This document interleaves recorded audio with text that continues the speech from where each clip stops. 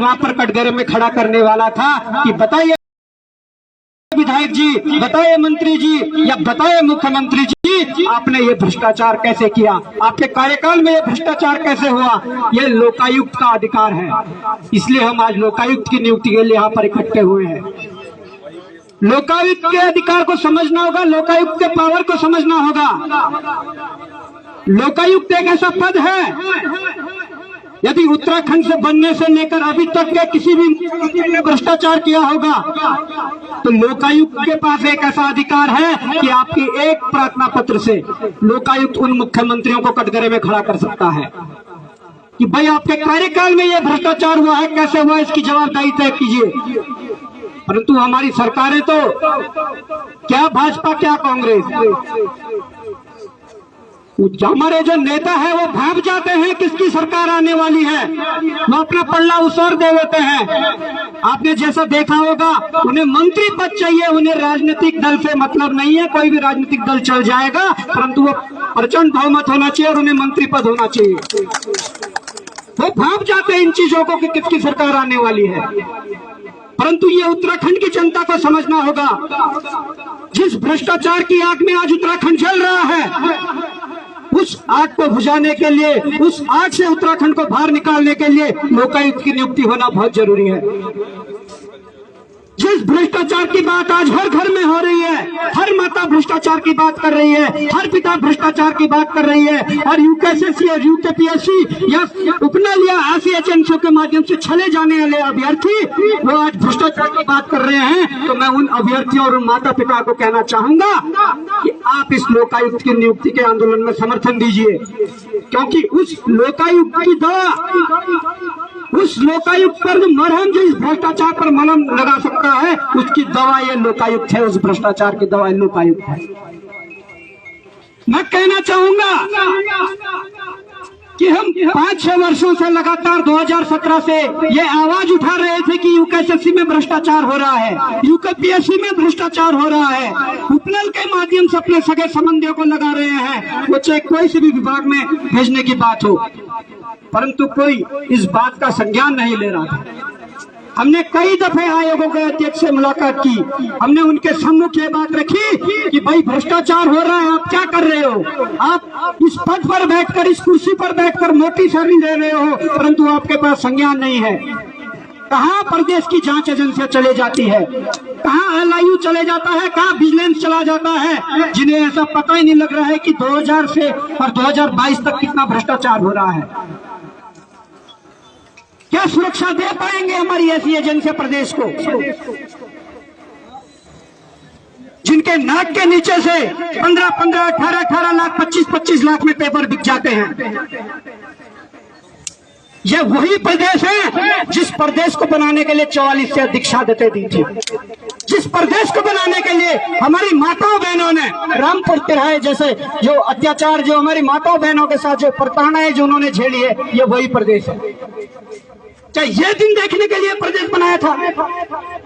यदि लखनऊ से नीतियां तय होनी थी तो होने देते, ये प्रदेश की जरूरत नहीं थी। परंतु जब 2000 में हमें उत्तराखंड मिला है तो हम चाहते हैं कि इस प्रदेश की भौगोलिक परिस्थिति को देखकर, इस प्रदेश का मॉडल क्या है उसे देखकर यहाँ की नीतियां तय हो।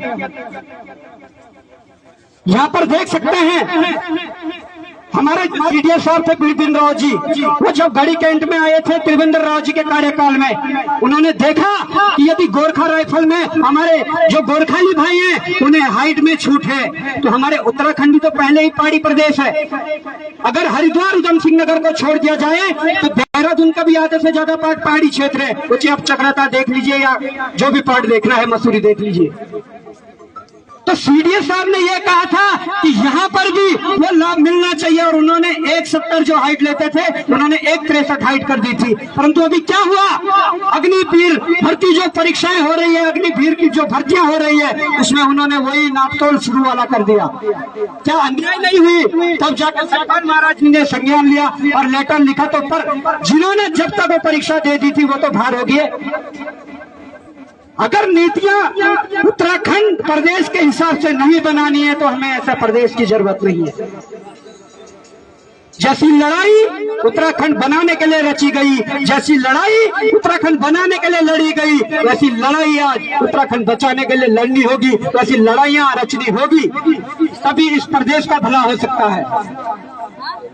हम कहना चाहते हैं, हमने सरकार से रिक्वेस्ट की कि धांधली हुई है, आप इसकी जांच करिए। यह अप्रैल का मामला है, 7 अप्रैल को रिजल्ट निकल गया था।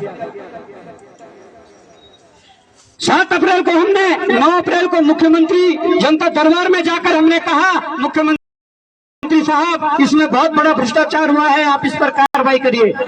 परंतु मुख्यमंत्री ने कोई संज्ञान नहीं लिया।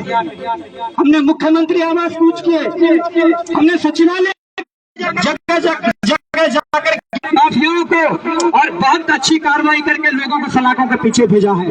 परंतु हमें जो शुरू में डर था, वही आज होने वाला है। आज डीजीपी महोदय का स्टेटमेंट अखबार में आता है कि जांच अंतिम चरण में है।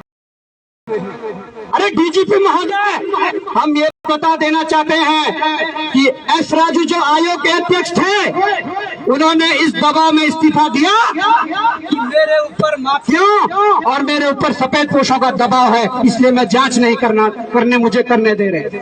तो डीजीपी महोदय, आपने उन माफियाओं को क्या अंदर डाल दिया या आपने उन सफेद पोशों पर कार्रवाई कर दी जिनका जिक्र एस राजू जी करना चाह रहे थे, जिनका जिक्र एस राजू जी ने करा है। इस बात का संज्ञान लेना होगा। यहाँ पर सचिवालय में बैठकर या पुलिस मुख्यालय में बैठकर कुर्सियां घिसने से नहीं काम चलेगा। 2008 से 2022 तक जितनी रैंकर्स भर्तियां हुई हैं, उसमें किन किन का हाथ है, सबके सामने लाएंगे। हमारे पुलिस विभाग के लोग यहाँ पर हैं, वो चाहे पुलिस कांस्टेबल या पुलिस दरोगा हो, जिन्होंने पैसे देकर या सिफारिश के आधार पर नौकरी लगाई हो अपनी विभागों के अंदर भी वो रौब झाड़ते हैं उन पर जिन्होंने मेहनत करके अपनी नौकरी निकाली है। विभागों के अंदर उनके मन मुताबिक तबादले होते हैं जिन्होंने पैसे या सिफारिश के दम पर नौकरी ली हो, पर जिन्होंने अपने मेहनत से कोचिंग में, लाइब्रेरी में अपनी कलम घिसकर तैयारी करी हो विभागों के अंदर, उन्हें दबाने की कोशिश की जाती है। हम सबके सामने खोलेंगे कौन क्या चीज है, कौन किस मिट्टी का बना हुआ है, कौन कितना बड़ा भ्रष्टाचारी है, ये सब हम करेंगे। अभी समय नहीं है, बोलने के लिए तो बहुत कुछ है, अंदर आग बहुत है, और ये आग जिस दिन बाहर निकलेगी तबाह होंगे यहाँ के भ्रष्टाचारी, तबाह होंगे यहाँ के भ्रष्ट अधिकारी, तबाह होंगे यहाँ के भ्रष्ट नेता, और वो दिन दूर नहीं है। हम इतना हौसला रखते हैं, हम इतने वादा रखते हैं, कितना भी बड़ा मंत्री हो, कितना भी बड़ा मुख्यमंत्री हो, अगर वो भ्रष्टाचार में लिप्त है तो कॉलर से पकड़ के सड़क पर खींचेंगे। हम इतना वादा रखते हैं। कितना भी बड़ा अधिकारी हो, सचिवालय से लेकर पुलिस मुख्यालय तक कोई भी बड़ा भ्रष्टाचारी हो, हम इतना वादा रखते हैं, यदि उत्तराखंड इस देवभूमि के साथ गलत हुआ तो कालिक पोतेंगे मुंह पर, ये ध्यान रखना। और ये संदेश सरकार तक पहुंच जाना चाहिए। आज जिन लोगों को बचाने की कोशिश कर रहे हैं, आज इस भर्ती में 50 माफिया अंदर हो चुके हैं। अगर एक माफिया ने 10 आदमियों को भी पेपर बेचा होगा तो 500 तो ऐसे ही होंगे। आप किस बारे में सेग्रीगेट करने की बात कर रहे हो? ये मैं धामी जी से प्रश्न करना चाहता हूँ, कैसे सेग्रीगेट होगा? हमें पता है, हमारे पास डॉक्यूमेंट है कि आपके विधानसभा क्षेत्र से कितने सिलेक्शन हो चुके हैं। क्या उन लोगों के पैसे बचाने के लिए सेग्रीगेट की बात कर रहे हो?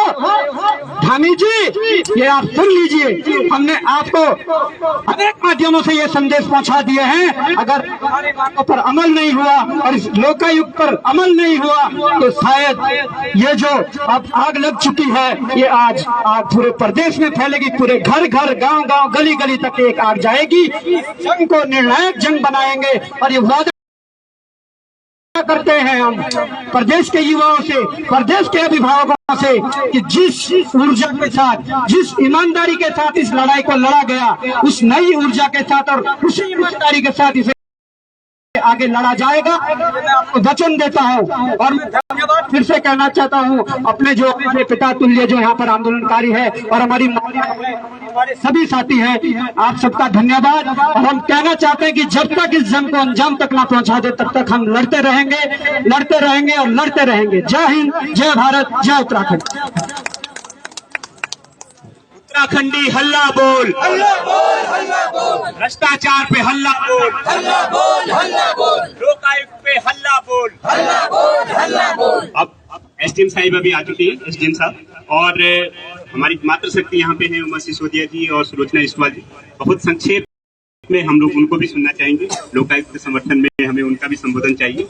उमा सिसोदिया जी, तब तक मैं एसडीएम साहब से निवेदन करूंगा कि प्लीज 5 मिनट का वक्त दीजिए और आपका प्लीज स्वागत।